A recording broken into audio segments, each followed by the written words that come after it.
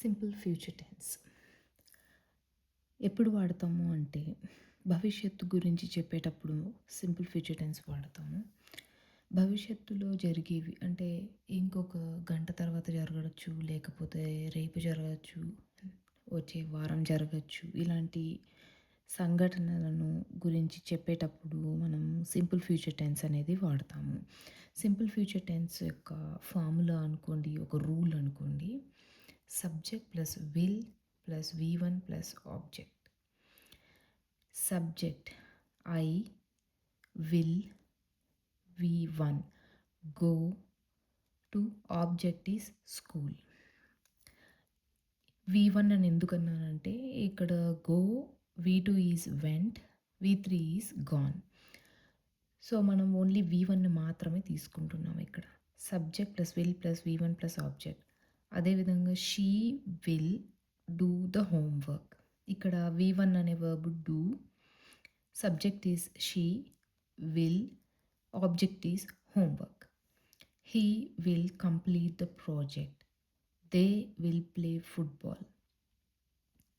So ఇవన్నీ కూడా positive వేలో చెప్పడం. అదేవిధంగా negative sentences, if they are not doing something, I will not go to the school.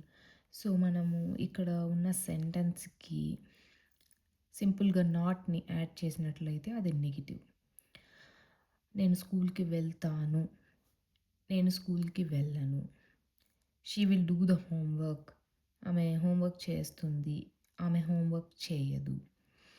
He will complete the project, అతను project complete చేస్తాడు. He will not complete the project, అతను project complete చేయడు. They will play football, వారు football ఆడుతారు. They will not play the football, వారు football ఆడరు. అనేది భవిష్యత్ కాలంలో జరిగే వాటి గురించి మాత్రమే సింపుల్ ఫ్యూచర్ టెన్స్ చెప్తుంది. సో ఇక్కడ పాజిటివ్ అండ్ నెగిటివ్ చూసాము. సో ఆబ్జెక్ట్ అనేది ఇక్కడ మార్చాము, అదేవిధంగా సబ్జెక్ట్ కూడా చేంజ్ చేసాము. బట్ ఇక్కడ విల్ అనేది అలాగే ఉంటుంది. వర్బ్ V1 మాత్రమే వాడాలి.